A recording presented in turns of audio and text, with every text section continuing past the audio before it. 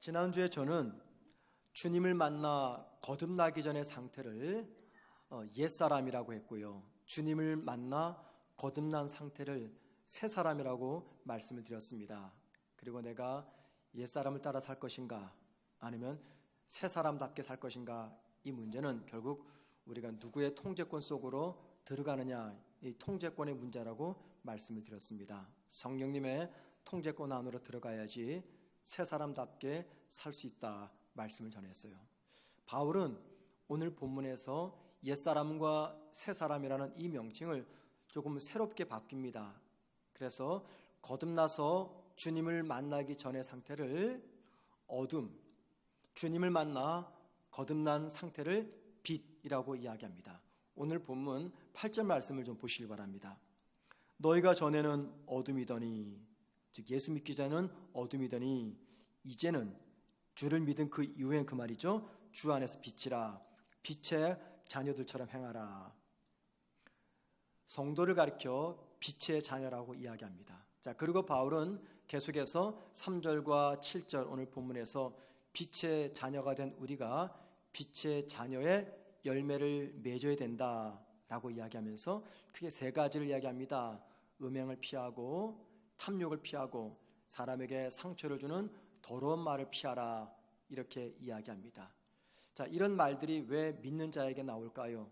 그 이유는 바울은 에베소서 4장 19절에서 사람이 가지고 있는 욕심 때문이라고 이야기합니다. 한번 보시죠. 그들이 감각 없는 자가 되어 자신을 방탕에 방임하여 모든 더러운 것을 욕심으로 행하되, 인간이 범하는 모든 방탕한 것들, 이것들은 모두 다 인간이 가진 욕심에서부터 시작이 된다 말씀합니다. 그 욕심 때문에 음행과 탐욕과 그리고 사람에게 상처를 주는 더러운 말을 하게 되는 것이죠. 바울은 3절과 4절에서 빛의 자녀가 된 성도가 피해야 될 것이 무언가를 이렇게 설명한 다음에 오늘 본문 5절에서 정말 충격적인 말을 합니다. 5절 말씀을 한번 보십시오. 너희도 정녕 이것을 알거니와 음행하는 자나 더러운 자나 탐하는 자 곧 우상 숭배자는 다 그리스도와 하나님의 나라에서 기업을 얻지 못하리니. 이 말이 무슨 말입니까? 바울은 지금 너무나 충격적인 말합니다. 음행, 탐욕, 더러운 말, 이런 것들 때문에 하나님의 나라에 들어갈 수가 없다, 이 말씀하고 있는 것이죠. 자, 여러분, 이 말씀을 들어보면은 평소 바울이 심주어 이야기했던 이신칭의 믿음으로 구원받는다, 이 말이 완전히 부서지고 맙니다.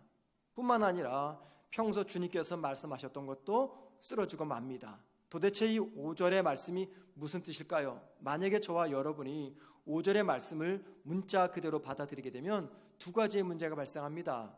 첫째는 구원을 얻는 것은 예수를 믿지 않고 우리 도덕적이고 윤리적인 바른 삶을 통해서 가능하다, 이런 결론이 나게 되고요. 두 번째는 우리가 예수를 믿어 구원받았어도 살면서 음행과 탐욕과 더러운 말을 하게 되면 우리의 구원은 취소가 된다, 이런 결론이 나게 됩니다. 과연 그럴까요? 성경은 문자적으로 5절을 읽게 되면 나타나는 이러한 오해들이 잘못됐다라고 이야기합니다. 예를 들면 분명히 성경은 이신칭의를 강조합니다. 사람의 구원은 사람이 윤리적이고 도덕적인 선한 행실이 아니라 예수 그리스도를 내가 구주로 영접함으로 얻는 하나님의 은혜라고 이야기합니다. 또 우리 주님도 마태복음 12장 32절 같은 곳에서는 말하기를, 사람이 구원받을 수 없는 죄가 하나가 있는데 바로 그 죄는 성령 회방죄다 이야기합니다. 그 성령 회방죄를 설명하기는 이 시간 설교의 목적이 아니기 때문에 그냥 넘어갑니다. 그런데 분명히 주님 말씀하시기를 구원받지 못할 죄는 성령 회방죄다 이야기합니다. 세 번째, 우리가 예수를 믿어서 거듭나도요 계속 죄를 짓게 됩니다. 그런데 우리가 짓는 죄 중에 음행, 탐욕, 그리고 더러운 말, 중상모략 같은 이러한 말들이 우리의 구원을 취소할 정도로 가장 끔찍한 죄일까요? 그래서 사람을 죽이는 살인죄는요 중상모략보다 가벼운 죄입니까? 그래서 주님이 오늘 본문에 살인죄를 언급하지 않고 있는 것입니까? 또한 자신이 가진 힘으로 연약한 사람들을 아프게 하고 임금을 체불하고 자신의 이득을 극대화하기 위해서 최악의 근로조건을 만들어 놓고 근로자들에게 일을 시키는 고용주들의 죄는 음행, 탐욕, 그리고 중상모략보다 훨씬 더 가벼운 죄입니까? 그래서 이 죄들은 빼버리고 음행과 탐욕과 더러운 말만 하는 사람의 구원은 취소가 된다라고 말하고 있는 것입니까? 네 번째, 바울은 이미 에베소서 1장 13절과 14절에서 자신의 편지를 받아보는 에베소 교회 성도들은 복음을 듣고 성령의 인침을 받아 하나님의 나라를 기업으로 받았다라고 언급했습니다. 쉽게 말하면 구원받았다 그 말이죠. 그런데 오늘 본문 5절을 문자적으로 이야기되면 구원받은 에베소 교회 성도들이 구원 이후에 음행과 탐욕과 더러운 말을 하기 때문에 그들의 구원이 취소가 되었다 그 뜻입니다. 하지만 여러분, 이것은 성경과 완전히 위배가 되는 이야기입니다. 성경은 성도의 구원을 강조할 때 견인의 교리를 이야기합니다. 우리가 한번 구원을 받으면 우리가 하늘나라 갈 때까지 우리 하나님께서 성도의 구원을 보호하시고 보장하신다는 교리가 성도의 견인입니다. 그 누구도 우리의 구원을 허물 수가 없습니다. 이유는 우리의 구원은 나의 노력과 선행에 의해서 주어진 것이 아니라 예수 그리스도의 십자가로 의해서 주어진 거기 때문에 그 무엇도 성도의 구원을 취소할 수가 없다라고 성경은 이야기합니다. 자, 결론적으로 말씀드리자면 5장 5절은 음행을 범하고 더러운 말을 하고 탐욕을 품는 사람들은 구원이 취소되어 지옥에 간다 그 말이 아닙니다. 또는 도덕적이고 윤리적인 바른 행위로 구원받을 수 있다 그 말하는 것도 더더욱 아닙니다. 자, 그렇다면 5절의 의미는 무엇일까요? 이 5절을 우리가 어떻게 이해해야 될까요? 5절을 이해하기 위한 중요한 키가 있는데 바로 에베소서 1장 18절입니다. 한번 보십시오. 너희 마음의 눈을 밝히사 그의 부르심의 소망이 무엇이며 성도 안에서 그 기업의 영광의 풍성함이 무엇이며, 이 말은요 바울의 에베소 교회를 위한 중보 기도입니다. 자, 에베소 교회 성도들은 하나님 나라를 기업으로 받은 사람입니다. 자, 그들을 위해서 바울이 기도할 때 뭐라고 기도합니까? 그의 부르심의 소망이 무엇이며 성도 안에서 그 기업의 영광의 풍성함이 무엇이며를 알게 해달라고 이야기합니다. 그러니까는 하나님께서 복음을 통해서 에베소 교회 성도들을 예수 믿게 하셨어요. 그리고 그들에게 구원의 소망, 하늘나라를 기업으로 주셨습니다. 그런데 이 에베소 교회 성도들의 삶의 환경 때문에, 세상의 유혹 때문에 자꾸만 세상으로 나아가는 겁니다. 그런 그들을 위해서 바울이 기도하기를, 하나님, 이 에베소 교회 성도들에게 천국의 소망, 하늘나라의 소망을 분명히 새겨주옵소서. 그리하여 더 이상 죄의 길로 나아가지 않게 하옵소서. 그런 마음으로 중보기도를 1장 18절에서 하고 있는 것입니다. 따라서 오늘 본문 5절을 1장 18절과 연결해서 이야기되면요, 이런 뜻이죠. 주님을 믿어 하나님 나라의 기업을 얻은 에베소 교회 성도들이 구원의 소망이 흔들리지 않고 구원의 풍성한 기쁨을 잃어버리지 않도록 행동을 조심해라 그 말입니다. 음행과 탐욕과 더러운 말을 하게 되면 성도에게 주어진 하늘나라의 영광과 구원의 기쁨을 상실하게 되니까 그러지 않도록 너희들이 이런 것들을 조심해서 살아라 말씀하고 있는 것입니다. 바울은 하나님 나라를 기업으로 받은 성도가 이 땅에서도 하나님의 나라 백성답게, 그리고 빛의 자녀답게 살아야 함을 강조하기 위해서 경고하는 의미로서 오늘 본문 5절의 말씀을 하고 있는 것이죠. 자, 바울은 5장 3절과 6절까지 거듭난 성도가 하지 말아야 될 것을 말한 다음에 이제 9절에서는요, 구원받은 빛의 사람이, 빛의 자녀가 어떻게 살아야 되는지를 말씀합니다. 여러분 다 같이 9절 말씀 보시기 바랍니다.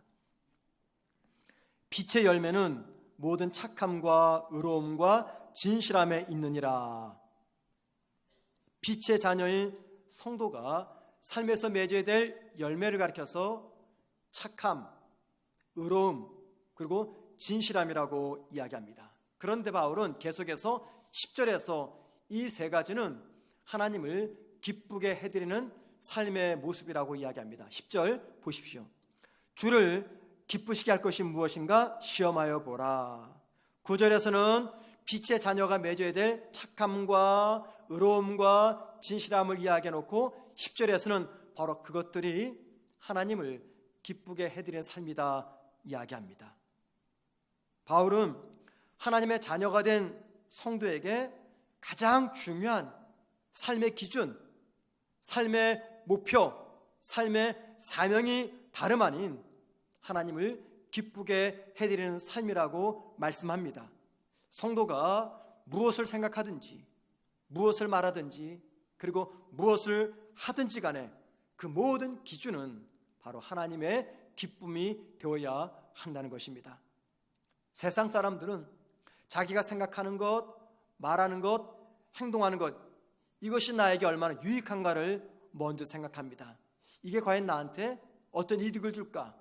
이게 나한테 어떤 손해를 줄까? 이런 것을 먼저 생각합니다. 그러나 성도는요, 모든 것들이 하나님에게 기쁨이 되는가? 하나님 보시기에 어떠한가를 가장 먼저 생각해야 됩니다. 왜냐하면 그게 바로 빛의 자녀의 사명이고 바로 그것이 성도의 사명이기 때문입니다. 오늘 본문 10절에서 주를 기쁘시게 할 것이 무엇인가 시험하여 보라 말씀하죠. 여기 맨 끝에 시험하여 보라 이 말은요, 분별하도록 하라 또는 면밀히 조사하라 그 말입니다. 대충 보고 지나가지 말고 면밀히 조사해라, 정확하게 분별해라 그 뜻입니다.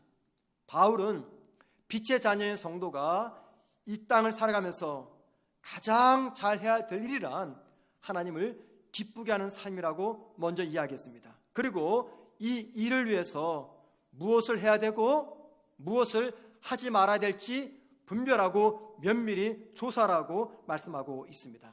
자, 그래서 바울의 이 말씀을 따르자면 저와 여러분에게 필요한 것이 있습니다. 다름 아닌 분별력입니다. 분별력. 저와 여러분에게 분별력이, 통찰력이 있어야 됩니다. 무엇을 분별하기 위한 분별의 능력입니까? 이 일이 나에게 유익한 일인가? 아니면 이 일이 하나님이 기뻐하지 않는 일인가 하는 것을 분별할 수 있는, 판단할 수 있는 분별력의 능력이 필요합니다. 그래서 나에게 아무리 유익이 되어도요, 하나님이 기뻐하지 않으면 그 일 멈춰야 됩니다. 반대로 이 일이 나에게 손해를 주어도 만약에 하나님이 그 일을 기뻐하신다면요, 기꺼이 그 일을 하셔야 됩니다. 그리고 그렇게 살아가는 성도들을 하나님은 절대 후회하지 않게 그의 삶을 최선으로 인도하십니다. 우리가 예수를 믿어도 그리고 거듭나서 천국의 소망을 가지고 있어도 말입니다, 살다 보면 자꾸만 예수 믿기 이전에 삶의 방식을 생각하며 그 방식대로 살아가고자 하는 마음을 갖게 됩니다. 우리에게 그런 마음이 있어요. 그래서 예수를 믿어도 모든 일들을 자기 중심적으로 생각하고 자기 중심적으로 말하고 자기 중심적으로 행동함으로 자신의 유익과 자신의 기쁨을 먼저 얻고자 합니다. 자, 그래서 바울은 로마서 12장 2절에서 성도의 마음이 날마다 성령으로 새로워지지 않으면 자기 중심적인 성향과 자기 중심적인 욕심에서 벗어날 수 없다고 권면하고 있습니다. 자, 그렇게 되면요, 우리의 성향과 욕심을 따라 살아가게 되면 우리는 하나님이 기뻐하는 일이 아닌 내가 좋아하는 일을 먼저 선택합니다. 우리의 마음이 성령이 아닌 욕심으로 가득 차게 되면 하나님의 뜻을 깨닫지 못합니다. 하나님의 뜻을 깨닫지 못하면 결국에는 하나님을 기쁘게 해드릴 수가 없습니다. 그래서 바울은 로마서 12장 2절에서 성령으로 날마다 우리의 속사람을 새롭게 만들라고 권면하고 있는 것이죠. 자, 우리 모두는 예수를 믿어 하나님의 자녀, 빛의 자녀가 되었습니다. 오늘 말씀은 빛의 자녀가 된 성도는 반드시 빛의 열매를 맺어야 한다고 말씀하고 있습니다. 여러분, 빛의 자녀가 된 우리가 맺어야 될 빛의 열매가 무엇입니까? 바울은 9절에서 대표적으로 착함, 즉 선을 이야기하고요, 의로움을 이야기하고 진실함을 이야기합니다. 예수를 믿는 나를 통해서 하나님의 선함이 이 세상에 전해져야 됩니다. 예수를 믿는 나를 통해서 하나님의 의가 세상에 드러나야 됩니다. 예수를 믿는 저와 여러분을 통해서 성실하고 착한 진실함이 이 세상에 드러나야 됩니다. 만약에 우리의 가정과 직장과 그리고 내 주변의 사람들이 빛의 자녀인 나를 보면서 저 사람은 도무지 착하지가 않아, 저 사람은 도무지 신뢰가 안 돼, 저 사람은 불의가 가득해, 저 사람은 혈기가 가득해, 저 사람의 말은 모두가 다 거짓이야, 저 사람은 너무나 속이 좁아 라는 말을 듣는다면 우리 모두는 빛의 자녀이지만 빛의 열매가 아니라 어둠의 열매를 맺고 살아가고 있는 것입니다. 예수 믿는 사람은 빛의 자녀답게 살아야 되는 것을 우리 모두는 너무나 잘 알고 있습니다. 그런데 그렇게 살지 못하는 이유가 있습니다. 무엇 때문에 빛의 열매를 맺지 못하고 살아갑니까? 우리 분명히 주님을 구주로 영접해서 하나님께서 빛의 자녀라고 말씀하셨어요.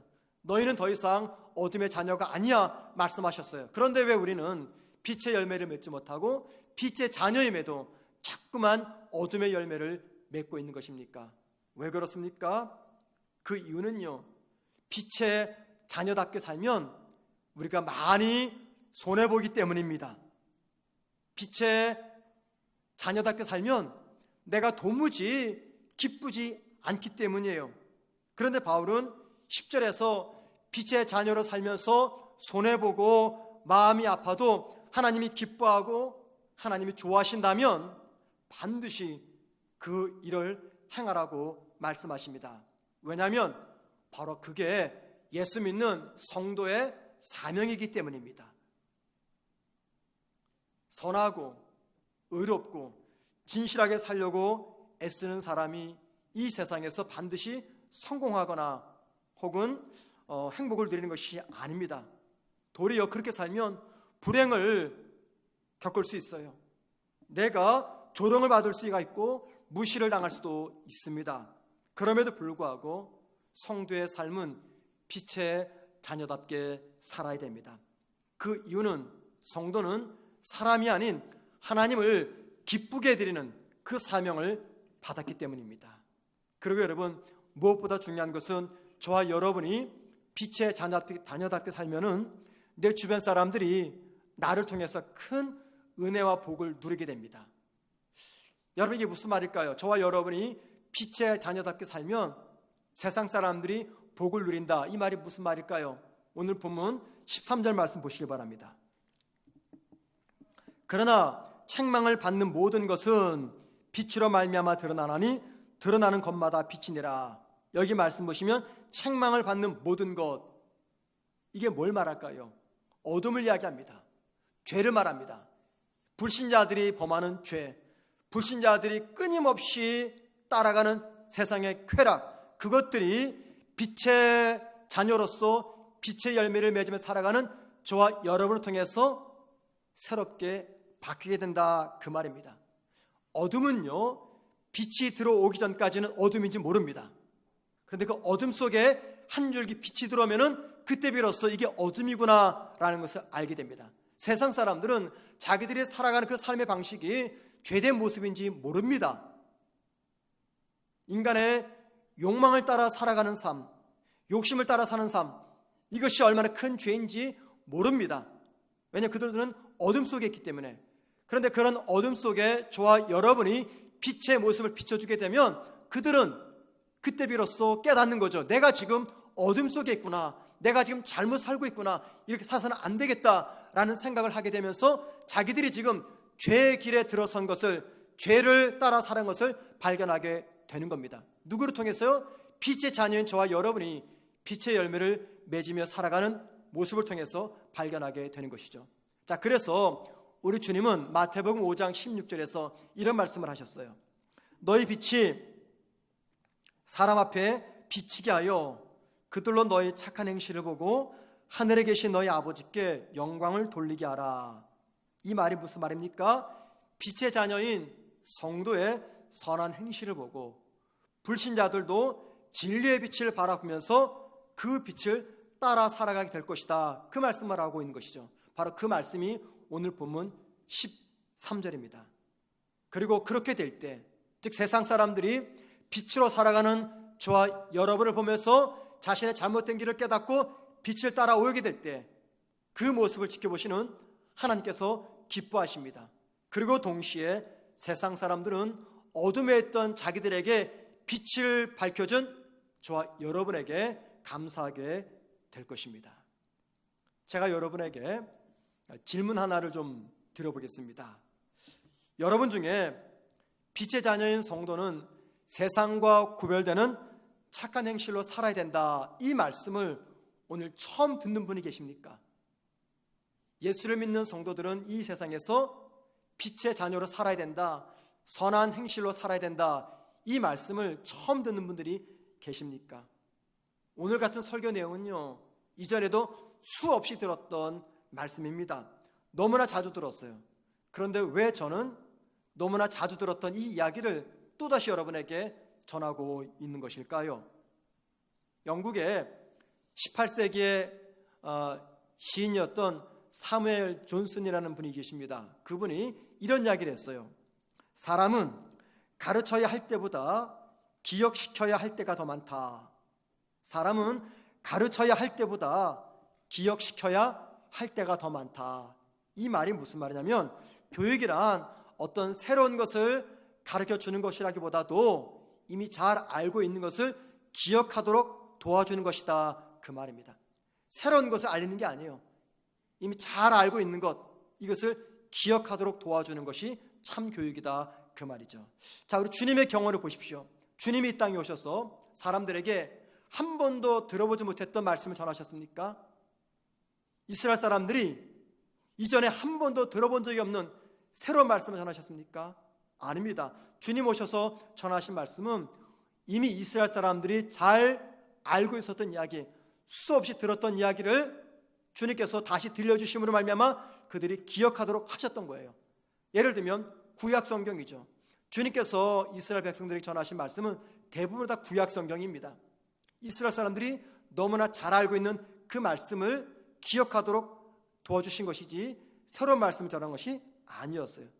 사람들은 성경 말씀을, 하나님 말씀을 외면했습니다. 듣기 싫어했어요. 왜냐하면 그 말씀대로 살면 이 생활이 너무나 불편하거든요. 힘들거든요. 그래서 외면하고 거절했어요. 그래서 주님이 그들이 듣기 싫어하는 그 이야기를 계속해서 반복적으로 전함으로 그들에게 하나님 말씀을 기억하도록 하신 겁니다. 자, 오늘의 말씀이 바로 그와 같습니다. 거듭난 성도가 옛사람의 습성과 어둠의 양식을 벗어버리고 새 사람답게 빛의 자녀답게 살아야 된다, 이 말씀, 여러분 이게 누가 모릅니까? 여러분 모르세요? 정말 모르십니까? 성도는 무엇을 하든지 하나님이 기뻐하시는 일을 해야 된다, 이거 모르십니까? 정말 모르세요? 성도가 선한 행실로 어두운 이 세상에 진리의 빛을 밝힘으로 세상 사람들이 성도의 선한 행실을 보고 주님께 돌아오게 하라, 이 말씀 모르십니까 여러분? 처음 들어보세요? 여러분은 이런 내용을 수없이 들어서 너무나 잘 알고 있습니다. 그런데 여러분, 우리의 문제가 뭔지 아세요? 듣고 난 뒤 그 즉시 그 말씀을 잊어버리는 것입니다. 아마도 이 예배가 끝남과 동시에 예배당을 떠나는 순간 오늘의 말씀을 다 잊어버릴 겁니다. 아니, 정확히 말하면 기억하고 싶지가 않은 거죠. 왜요? 기억하면 내가 불편하니까, 기억하면 내 삶이 많이 피곤하니까, 기억하면 내가 그렇게 살아야 되기 때문에 어쩌면 이런 내용의 설교가 부담되니까 의식적으로 내 귀와 내 마음을 닫아 버리는 것입니다. 그럼에도 내가 주님을 믿어 하나님 나라에 대한 분명한 소망이 있다면 듣는 것으로 만족하지 마시고 기억하셔야 됩니다. 그래서 하나님께서 무엇을 기뻐하시는지 분별하셔야 됩니다. 성령의 도움을 받아서 영적 분별력을 키우셔야 됩니다. 무엇보다 주님을 믿는 나는 빛의 자녀라고 하는 나의 정체성, 나의 새로운 신분을 잊지 말아야 됩니다. 사람은요, 자기가 누구인지 아는 수준만큼만 살아갑니다. 나는 누구인가? 자기를 아는 수준만큼만 살아가요. 예를 들면 자신을 거리의 거지라고 생각하면요, 왕궁에서도 거지처럼 삽니다. 하지만 자신을 왕궁의 왕자라고 생각하면요, 시장 한복판에서도 왕자처럼 살아갑니다. 내가 빛의 자녀가 된 것은 전적인 하나님의 은혜입니다. 그러나 이 땅에서 빛의 자녀답게 살아야 되는 것은 우리의 책임입니다. 그 책임을 온전히 감당하게 해주는 것은 다름 아닌 천국의 소망입니다. 천국의 소망, 동시에 성도에게 주어진 소중한 사명입니다. 성도의 사명이 무엇입니까? 하나님을 기쁘게 해드리는 삶을 사는 것입니다. 따라서 성도가 어느 순간에도 나는 하늘나라 백성이야, 내 사명은 하나님을 기쁘게 해드리는 거야 라고 하는 분명한 정체성과 자기 신분에 대한 정확성을 가지고 있으면 내가 어느 곳에 있든지 빛의 자녀답게 살아갈 수가 있는 것입니다. 달라스 윌라드라는 분이 계십니다. 그분이 쓴 책 중에 마음의 혁신이라는 제목의 책이 있는데, 이 저자는 이 책에서 현재 미국 교회의 문제점을 기록해 놓았어요. 한번 여러분 들어보시기 바랍니다.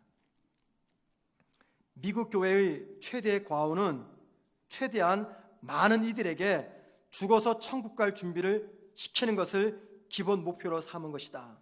사람들 안에 천국을 들여놓는 것이 아니라 사람들을 천국에 들여놓는 것을 목표로 삼은 결과 미국의 많은 그리스도인들은 그리스도를 닮지 않고도 그리스도인이 되는 길을 발견했다.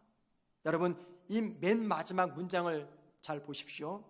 많은 그리스도인들은 그리스도를 닮지 않고도 그리스도인이 되는 길을 발견했다. 이게 가능합니까, 여러분? 그리스도인이 되려면 그리스도를 닮아야 되잖아요. 그런데 그리스도는 닮지 않고 그리스도인이 되려고 하는 것, 이게 바로 미국 교회의 문제라고 이야기합니다. 한마디로 복음을 값싼 복음으로 받아들인 거죠. 미국 교회의 치명적인 문제는 사람들에게 천국에 들어갈 자격은 갖추게 합니다. 하지만 천국에 갈 사람이 어떻게 살아야 되는지는 가르치지 않았다는 것입니다. 그러니까는 천국 시민이 되는 법은 가르쳤어요. 이렇게 하면 천국 시민이 됩니다. 그런데 뭘 안 가르쳤어요? 천국 시민은 이제 이렇게 살아야 됩니다. 이걸 안 가르쳤다는 거예요. 이게 바로 미국 교회 문제라고 말합니다. 자, 그런데 여러분, 이게 어디 미국 교회만의 문제입니까? 우리의 문제죠. 우리는 천국 시민이 되는 법을 기가 막히게 잘합니다. 그런데 천국 시민이 어떻게 살아야 되는지는 별로 관심이 없습니다. 천국 시민이 된 다음에 우리의 관심, 교회의 관심은 어디에 있습니까? 교회 존재 목적과 성도의 사명을 단지 열심히 있는 신앙활동, 전도, 교회 확장에 두고 열을 올리고 있습니다. 최대한 많은 숫자를 교회 당으로 들어오려고 했지, 그들 개개인을 빛의 자녀답게 사는 하나님의 신실한 제자로 세우는 데는 실패했기 때문입니다. 천국 갈 사람이 이 땅에서 어떻게 살아야 되는지 제대로 가르치지 않았기 때문입니다. 여러분, 우리가 빛의 자녀가 되었다고 해가지고 저절로 빛의 자녀답게 사는 것이 아닙니다. 우리가 하나님의 은혜를 입었다고 해서 저절로 하나님의 기쁨을 위해서 살아가는 것이 아닙니다. 이를 위해서는요, 노력이 필요합니다. 끊임없는 경건 훈련, 신앙 훈련이 필요합니다. 매일매일 말씀을 거울 삼아서 우리의 모습을 점검해야 됩니다. 매일매일 기도를 통해서 내 영혼이 하나님의 임재 앞으로 나아가셔야 됩니다. 그리고 그 하나님을 만나는 그 자리에서 죄된 내 모습을 보고 내게 주어진 사명이 무엇인가를 다시 한번 점검하고 확인한 다음에 이 세상을 살아가야 됩니다. 그리할 때 저와 여러분에게는 성령께서 주시는 바른 통찰력과 분별력이 주어지게 됩니다. 그 통찰력과 분별력을 가져야지 마음이 새롭게 되어서 내가 살아가는 이유와 무엇을 소중하게 생각하며 살아가야 되는지를 알게 됩니다. 예수를 믿어 구원의 확신이 있음에도 불구하고 우리에게는 두 개의 소리가 들려옵니다. 내 마음속에는 예수를 믿기 전에 옛 본성을 따라 살라는 육신의 음성이 자꾸만 들립니다. 동시에 내 마음에 내주하고 계신 성령님의 음성이 들립니다. 때로는 육신의 음성을 따라 살고 싶어요. 때로는 성령의 음성을 따라 살고 싶습니다. 성도의 갈등이 무엇입니까? 내 안에서 들려오는 육신의 소리를 따라 살 것인가? 아니면 성령의 음성을 따라 살 것인가? 내가 새 사람답게 살 것인가? 아니면 옛사람처럼 살 것인가? 어둠의 자녀로 살 것인가? 아니면 빛의 자녀로 살 것인가? 이게 바로 성도의 갈등이며 고민입니다. 그리고 무엇을 선택할지 선택의 문제는 내가 내 마음을 어떻게 지키느냐에 따라서 결정이 납니다. 우리는 나의 마음으로 각종 감정을 경험합니다. 그런데 여러분, 성경은 사람의 마음을 가리켜서 감정 이상의 것이라고 이야기합니다. 우리 마음이 무언가를 생각하면 우리는 그 생각한 대로 살아갑니다. 그래서 우리 마음이 내 인품의 핵심이며 주님을 향한 헌신의 장소이며 내가 누구인지를 정확하게 보여주는 내 삶의 통제 센터입니다. 내 마음에 있는 이것이 나의 생각, 나의 감정, 나의 행동을 지배합니다.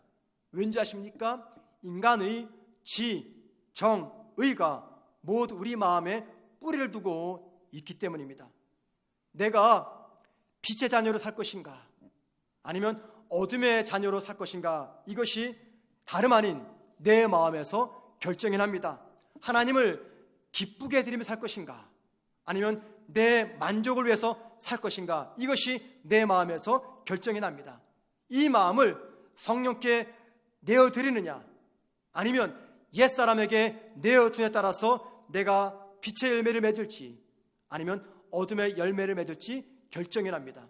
내 마음을 성령께 내어주면 나는 빛의 열매를 맺지만 내 마음을 육신에게 옛사람에게 내어주면 우리는 어둠의 열매를, 육신의 열매를 맺게 됩니다.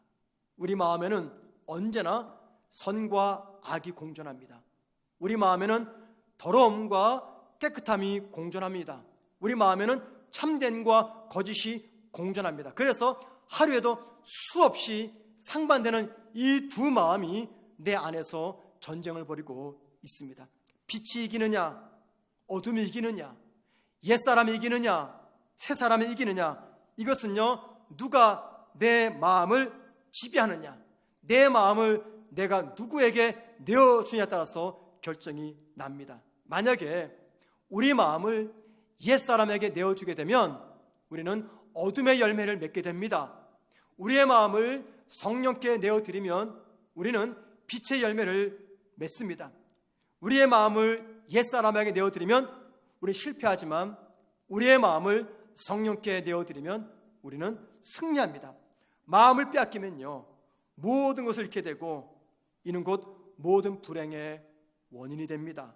마음을 지키지 못하면 나는 빛의 자녀인데 어둠의 자녀처럼 살아갑니다. 마음을 지키지 못하면 내 자아로 변장한 사탄에게 내 마음을 내어주게 됩니다. 여러분, 사탄은요 내 자아로 변장해서 나를 유혹합니다. 내 마음을 나에게 주라고 사탄은 우리를 유혹합니다. 그리고 내 마음을 내 자아에게 내어주면 하나님이 아닌 사탄이 기뻐합니다. 그래서 바울이 로마서 12장 2절에서 말씀하고 있는 것처럼 죄와 탐욕으로 가득한 이 세상을 부러워하지 말고 본받지 말고 항상 성령과 동행함으로 마음을 새롭게 하고 마음을 지켜야 됩니다. 늘 내 마음을 성령님께 내어 드려야 됩니다. 이 자리에 있는 우리는요, 예수를 믿어 하나님의 자녀, 빛의 자녀가 된 사람들입니다. 빛의 열매를 세상에 보여줌으로 어둠의 사람들이 빛으로 들어오게 하는 것, 이게 바로 저와 여러분의 사명입니다. 무엇을 하든지 나의 유익, 나의 기쁨이 아니라 하나님의 기쁨을 위해서 살아가는 사람들입니다. 누가 이렇게 살아갑니까? 내 마음을 나 옛 자아가 아니라 성령께 내어드리는 성도입니다. 사랑하는 성도 여러분, 우리 모두가 오늘 예배를 드리면서 정말 작은 결단이라도 하나 했으면 좋겠습니다. 우리의 이 마음에 사명 선언문을 좀 기록해 놓았으면 좋겠어요. 내 마음에 사명 선언문을 기록했으면 좋겠어요. 그 사명 선언문이 무엇입니까? 내가 무엇을 하든지 나는 하나님의 기쁨을 위해서 살아가겠다라고 하는 사명 선언문입니다. 이 사명 선언문이 내 마음에 새겨져 있으면요, 우리는 내 마음을 달라 하는 사탄에게 주지 않고 내 자아에게 주지 않고 성령님께 내어드릴 것입니다. 그렇게 되면 저와 여러분은 빛의 자녀로서 어둠의 열매를 맺지 않고 빛의 열매를 맺게 될 것입니다. 사랑하는 성도 여러분, 우리 모두가 우리 마음에 이 분명한 사명 선언문을 기억해 놓으시고 그 사명에 따라 하루하루 빛의 자녀답게 살아가기를 주님의 이름으로 축원을 드립니다.